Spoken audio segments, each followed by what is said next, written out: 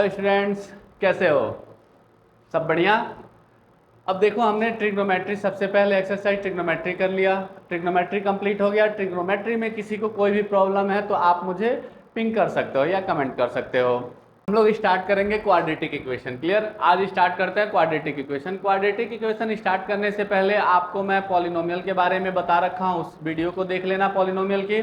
और class 8 9th में आपने पॉलिनोमियल पढ़ रखा है। पॉलिनोमियल, क्वाड्रेटिक इक्वेशन भी पढ़ चुके हो, linear equation in one variable पढ़ चुके हो। इक्वेशन पढ़ने से पहले हम पॉलिनोमियल के बारे में देखेंगे और पॉलिनोमियल की वीडियो अपलोड कर चुका हूं मैं, आप लोग वो वीडियो देख लेना।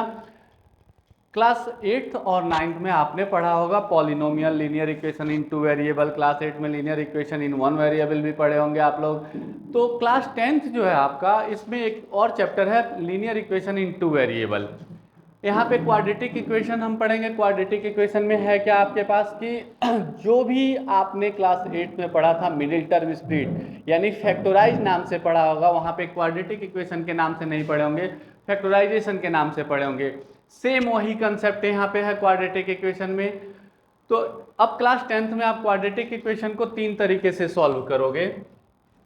सबसे पहला फैक्टराइजेशन मेथड, फर्स्ट टॉपिक होता है फैक्टराइजेशन मेथड, फैक्टराइज करेंगे। सेकेंड होगा आपका completing the square method.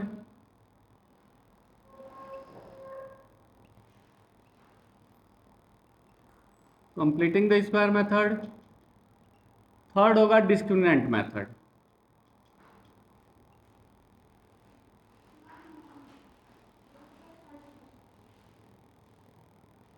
Third, ये 3 मेथड होंगे आपके पास।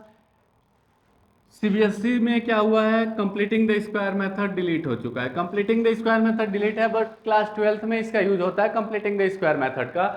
तो मैं इसकी वीडियो अलग से बना दूंगा कंप्लीटिंग द स्क्वायर मेथड का। पहले हम लोग फैक्टराइज और डिस्क्रिमिनेंट मेथड पढ़ेंगे।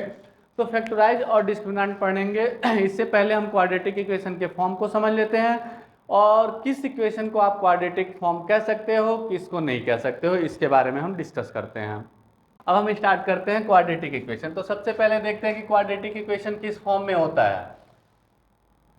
तो क्वाड्रेटिक इक्वेशन का फॉर्म होता है A X square plus B X plus C equal to 0, where A B and C are real number.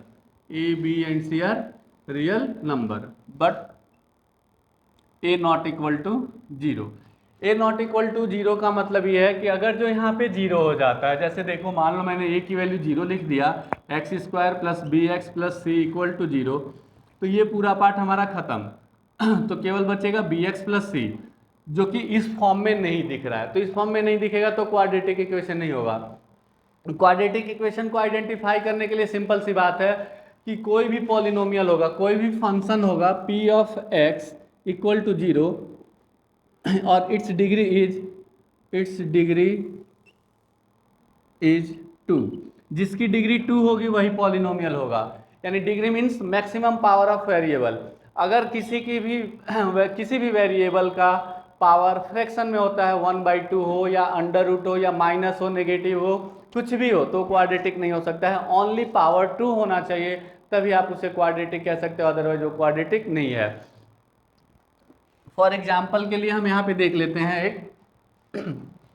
एक क्वेश्चन मैंने लिखा है x माइनस 1/x। स्टूडेंट क्या करते हैं, इसकी डिग्री देखते हैं। यहाँ पे डिग्री क्या है, 1 है। तो लॉजिक सी बात है, ये क्वाड्रेटिक इक्वेशन नहीं है। बट इस तरह के क्वेश्चन में आपको सॉल्व करना पड़ता है। तो x माइनस एक्स पे पावर -1, आप क्लास 8 में देखे होंगे कि a पे पावर -m हो तो इसे 1/a पे पावर m लिख सकते हैं, या तो a पे पावर m है तो इसे 1/a पे पावर -m भी लिखा जा सकता है। तो यहाँ 1/x है और पावर 1 है तो मैंने ऊपर कर दिया। अब यहाँ पावर नेगेटिव मिल गया। जैसे ही पावर नेगेटिव मिला, it is not a quadratic equation, it is not quadratic equation.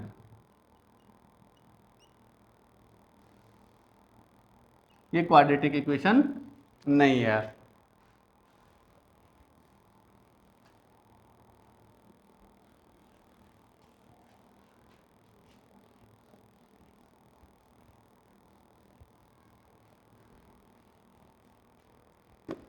अब यहाँ देखते हैं हम लोग क्वाड्रेटिक इक्वेशन के अलग एग्जांपल्स देखते हैं। एक आपके पास क्वेश्चन हो x+1 का whole square plus 3 equal to x+2 का होल क्यूब प्लस 4।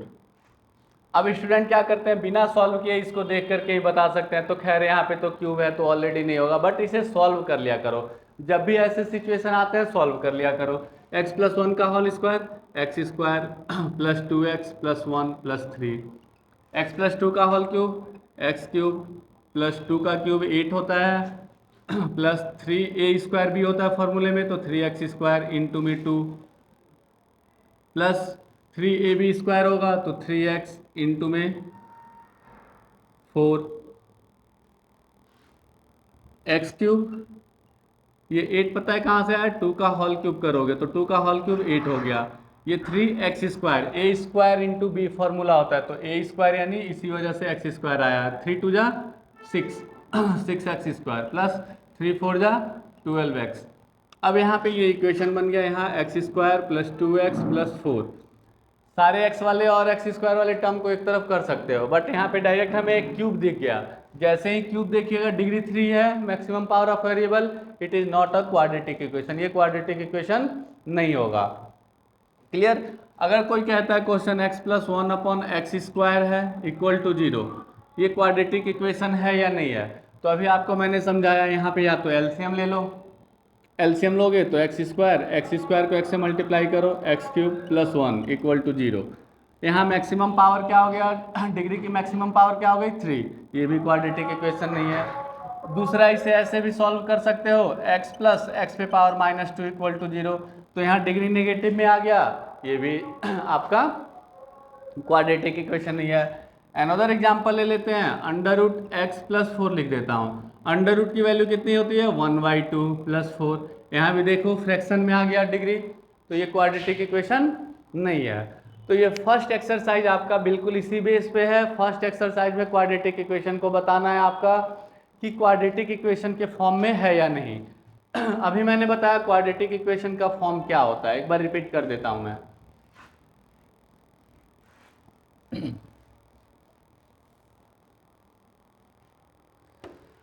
जो क्वाड्रेटिक इक्वेशन का फॉर्म होता है ax² plus bx plus c।